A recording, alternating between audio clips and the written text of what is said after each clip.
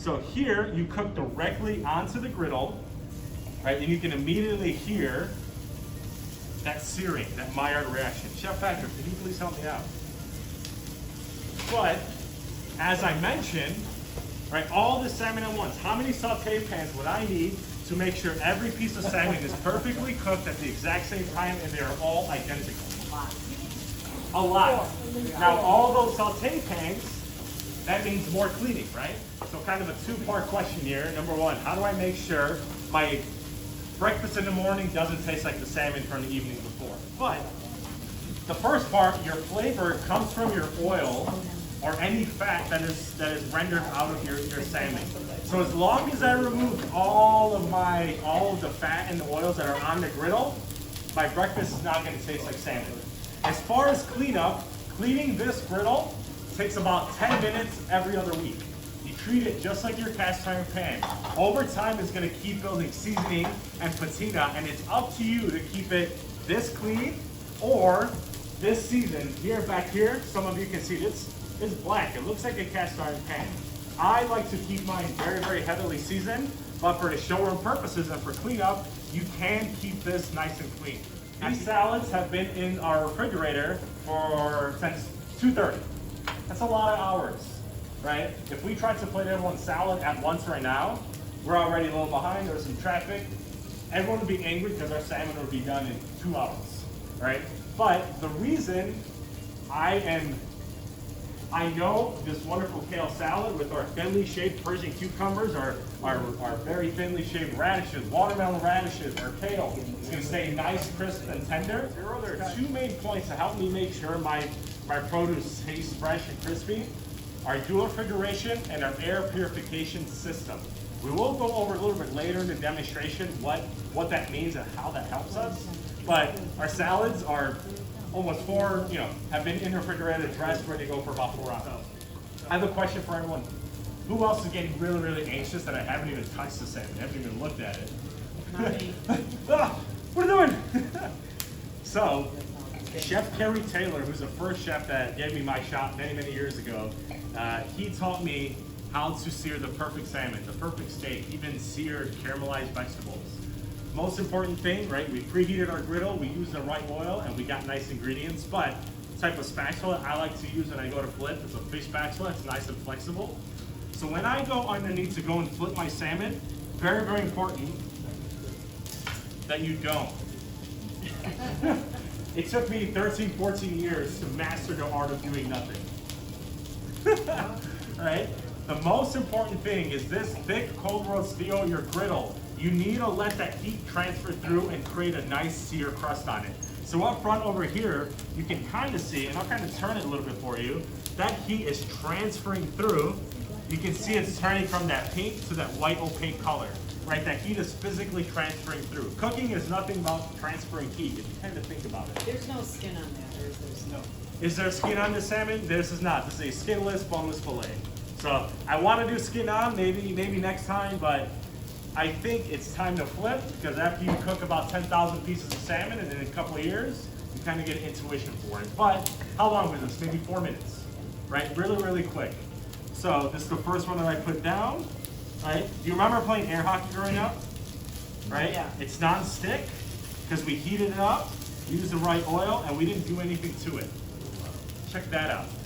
Look at that piece of salmon. You can hear how crispy it is, right? How about this one all the way down here? Exact same thing, right? Every single piece of salmon is exactly the same because that infrared ceramic brick. Here you go, Chef. I know you like flipping. Are there any questions so far? I know we have a couple cleaning questions, but the griddle, anything and everything.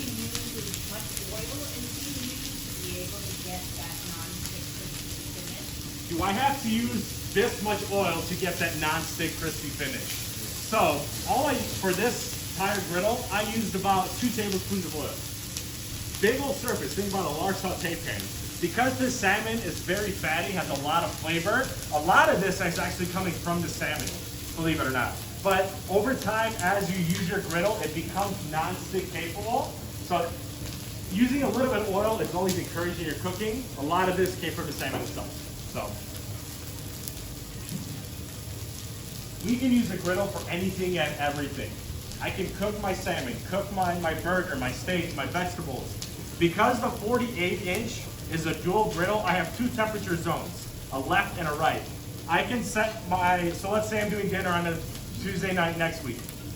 I can set my left at 450 for my salmon and on my right down to 350 for some fried rice.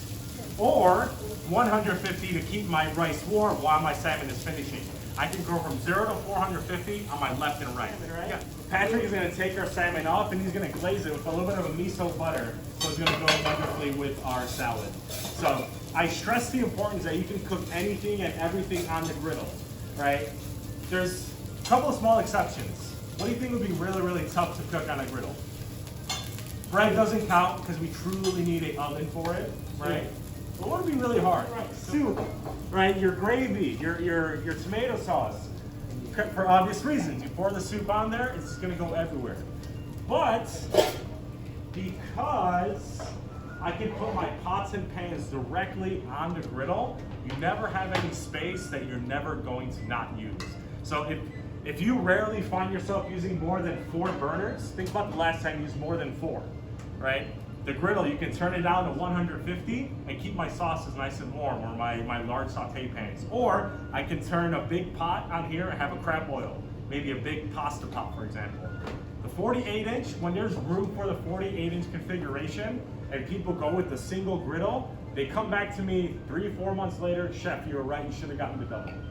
Because as you get used to cooking on the single, you just want more and more space and you use it for all of your cooking needs.